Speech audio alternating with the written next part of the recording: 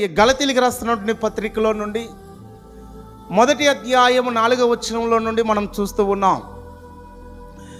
దుష్ట కాలముల నుండి ప్రజలు బయటికి రావడానికి ప్రభువైన యేసుక్రీస్తు వారు తనకు తానే అప్పగించుకున్నాడు. నీవు నేను దుష్టత్వంలోనికి వెళ్ళకూడదంటే, చీకటి బ్రతుకుల్లోనికి వెళ్ళకూడదు అంటే, కన్నీటి గుండగా ప్రయాణం చేయకూడదు అనుకుంటే ఎవడి మనల్ని కూడా మనలకు మనము అప్పగించుకోవలసిన వారమై ఉన్నాం. నేటి దినాల్లో చూడండి, అలాగ అప్పగించుకున్న వారి కుటుంబాలు మనోవ్యాధికి గురి కావు. వారి బిడ్డలు ఏమైపోతూ ఉన్నారో, వారి భార్య భర్తలు ఏమైపోతారో అనే చింత చీకు ఉండదు. ఎవరైతే తనకు తాను అప్పగించుకుంటారో వారి కుటుంబాలు భయపడవు. ఎందుకని? దుష్టకాలంలో నుంచి బయటికి రావడానికి దేవుడు తనను తాను అప్పగించుకున్నాడు. మరి మనము కూడా ఆయన వాక్యానికి అప్పగించుకుంటే మనకు భయం ఉండదు. బిడ్డలు భయపడుతూ బ్రతకవచ్చిన జీవితం ఉండదు. సాయంత్రం అయినప్పటికి ఏమవుతుందో, ఎట్నుంచి ఏ మాట వస్తుందో అనే భయాందోళన మనకి ఉండదు. గమనిస్తూ ఉన్నారా? ఎవరికి భయము అంటే, ఎవరైతే వాక్యానికి తనను తనకు అప్పగించుకోరో వారికి భయము. గనుక దయతో జ్ఞాపకం చేసుకుని మనకు మనముగానే దేవునికి అప్పగించుకోవాలి. నువ్వు అప్పగించుకుంటేనే ఆ పరిస్థితుల నుంచి బయటికి రాగలుగుతావు. అప్పగించుకోకపోతే ఆ పరిస్థితుల నుంచి మనం బయటికి రాలేం. యేసుక్రీస్తు వారు తనకు తాను అప్పగించుకున్నాడు గనుక ఆ దుష్టత్వంలోంచి ప్రజలు విడుదల పొందారు. ఈరోజు నువ్వు అప్పగించుకోవాలి.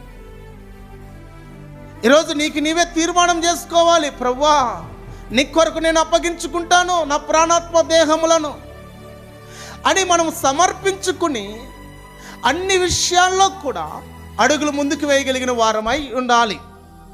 యెఫ్తా కుమార్తెను మీరు చూడవచ్చును. యెఫ్తా కుమార్తె తనకు తాను సమర్పించుకుంది.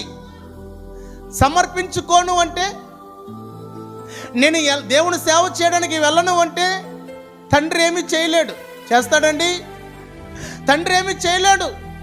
కానీ ఆ బిడ్డ, ఆ కుమార్తె తనకు తాను సమర్పించుకుని తండ్రి మాటను ధిక్కరించకుండా, తండ్రి మాటను త్రోసివేయకుండా, తండ్రి మాటకు విధేయత కలిగి, తండ్రి మాటకు లోబడి ఇష్టపూర్వకముగా తన ప్రాణాత్మ దేహములు యవన కాలంలోనైనప్పటికీ సమర్పించుకున్నట్లుగా మనం చూస్తూ ఉన్నాం.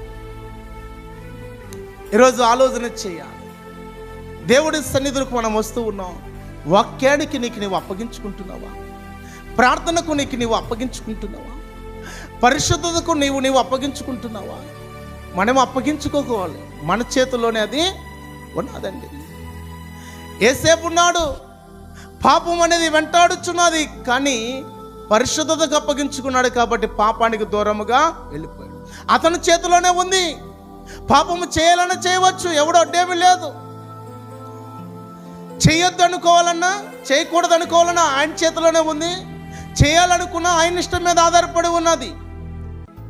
ఈ విషయాన్ని మనం గమనించాలి.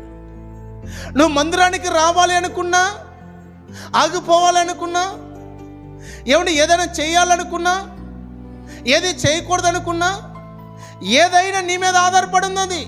ఇవ్వాలనుకుంటే ఇచ్చేయగలుగుతావు, ఇవ్వద్దనుకోవాలంటే మానేస్తావు, వెళ్ళాలనుకుంటే రాగలుగుతాం, రాకూడదు అనుకుంటే ఆగిపోతాం. అది ఏదైనా కావచ్చు బిడ్డలా. తినాలంటే తినగలుగుతాం, మానేయాలంటే మానేయగలుగుతాం. అంటే నిన్ను నువ్వు అప్పగించుకునే దాని మీద ఆధారపడి ఉంది మన జీవితాలు. గుర్తుపెట్టుకోవాలి. గనుక మనకు మనముగా అప్పగించుకుంటే ఖచ్చితంగా మనం క్షేమముగా ఉండగలుగుతాం. మనం క్షేమముగా ఉండగలుగుతాం. దుష్టుడి చేతిలో పడకుండా, వ్యసనాల బారికి వెళ్లకుండా, అపాయాల మధ్యలోనికి వెళ్లకుండా, చెడు తలంపుల్లోనికి, చెడు స్థలాల్లోనికి, చెడు స్నేహాల్లోనికి వెళ్లకుండా దేవుని వాక్యానికి అప్పగించుకుంటే ఎంత మేలో తెలుసా? వీటన్నిటి నుంచి మనము తప్పించబడతాం. వీటన్నిటిలోకి వెళ్లకుండా వాక్యం మనలను కాపాడుతుంది. విషయాన్ని గమనించాలి. యెఫ్తా కుమార్తె అప్పగించుకుంది గనక లోకం వైపు చూడాల, లోకంలో కలవల, లోకంలో జీవించాల, లోక స్నేహాన్ని కోరుకోల. తన బ్రతుకు దినములన్నీ కూడా ప్రభులో గడిపింది. ఎందుకని? తనను తాను అప్పగించుకుంది గనక.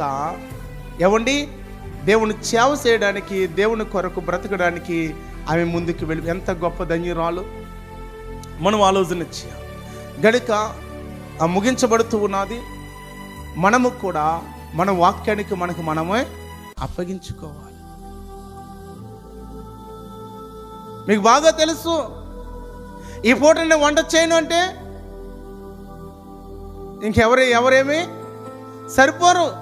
భర్త అవసరం పత్తు ఉండాలి, లేకపోతే హోటల్కి వెళ్ళి తీసుకురావాలి. చేయగలుగుతానంటే చేసేయగలుగుతావు. ప్రతిదీ కూడా నీ మీదే ఆధారపడి ఉంది, నా మీద ఆధారపడి ఉన్నది. అలాగే దైవికముగా మనల్ని మనం అప్పగించుకున్నప్పుడు దైవికమైన పనులు కూడా మనము చేయగలుగుతాం. అప్పగించుకోకపోతే, ఆ మనసు కలిగి లేకపోతే మనం అడుగులు ముందుకి వేయలేం. అది భౌతికమైన జీవితంలో కావచ్చు, ఆధ్యాత్మికంగా దైవికమైన కార్యక్రమంలో కావచ్చు. నీకు నీవే నిర్ణయించుకోవాలి, నీకు నీవే సమర్పించుకోవాలి, నీకు నీవే పురుగొలుపుకోవాలి, నీకు నీవే అప్పగించుకోగలిగినట్లయితే ఖచ్చితంగా ఆ పనిని లేక ఆ విధముగా మనము వెళ్ళగలుగుతాం. గనుక మనం వాక్యానికి అప్పగించుకోగలిగితే బిడ్డలారా వాక్యాన్ని నెరవేర్చగలుగుతాం. నెరవేర్చలేమంటారా? అప్పగించుకుంటే నెరవేర్చగలుగుతాం. ఇలా బ్రతకాలి, ఇలా జీవించాలి. దేవుడు తన వాక్యము ద్వారా, తన దాసుల ద్వారా ఏం మాట్లాడుచు ఉన్నాడో ఆ మాట ప్రకారం నేను బ్రతకాలి, జీవించాలి అని నువ్వు సమర్పించుకుంటే, అనే మనసును కలిగి ఉంటే అది నీ చేతిలో పనే. కాబట్టి ఏం జరుగుతుంది అంటండి, చేయడం అలాగా ప్రారంభించేస్తావు అంతే. 3 గంటలకి లేదా 5 గంటలకు లేగాలి, ప్రార్థన చేయాలి అనుకున్నావు అనుకో, లేచి ప్రార్థన చేయగలుగుతావు. లేదనుకుంటే ఎవరు లెగ్గొట్టినా లెగో కదా. వెళ్ళాలి అనుకుంటే వెళ్ళగలుగుతావు, ఎవడు బలవంతం చేసినా ఇంకెళ్ళాం. అంటే మన మీద ఆధారపడి ఉన్నది అనే విషయాన్ని గమనించాలి. గనుక యేసుక్రీస్తు వారు తనను తాను అప్పగించుకోవడం ద్వారా జరిగే ప్రక్రియ ఏమిటి అంటే, దుష్ట కాలములో నుండి ప్రజలు విడుదల పొందారంట. ఇప్పుడు మనము కూడా ఈ లోకములో నుండి వెళ్ళారా, మనము కూడా విడుదల పొందాలి అంటే ఖచ్చితంగా వాక్యానికి, దేవుని సన్నిధికి దైవికముగా మన ప్రాణాత్మ దేహములను అప్పగించుకుంటే తప్ప వీటిల్లో పడకుండా ముందుకు మనము కొనసాగలేము. అప్పగించుకోకుని వాడు ఖచ్చితంగా పడిపోయే అవకాశాలు ఉన్నాయి. గమ్యము చేరలేడు, సంపూర్ణతలోనికి రాలేడు అనే విషయాన్ని ఇక్కడ మనమందరము కూడా మరి గమనించవలసినటువంటి వారమై ఉన్నాం. దయతో జ్ఞాపకం చేసుకుని మరి మనకు మనం సమర్పించుకుందాం. నీకు నీవే లేచి నేను ప్రార్థన చేయాలి, మోకరించి ప్రార్థన చేయాలి. నీకు నీవే నేను ఈరోజు బైబిల్ చదవాలి, నీకు నీవే ఈరోజు ప్రార్థన నేను మందిరానికి వెళ్ళాలి, నీకు నీవే ఈరోజు నేను పెందల కడే పనులను చక్కబెట్టుకోవాలి.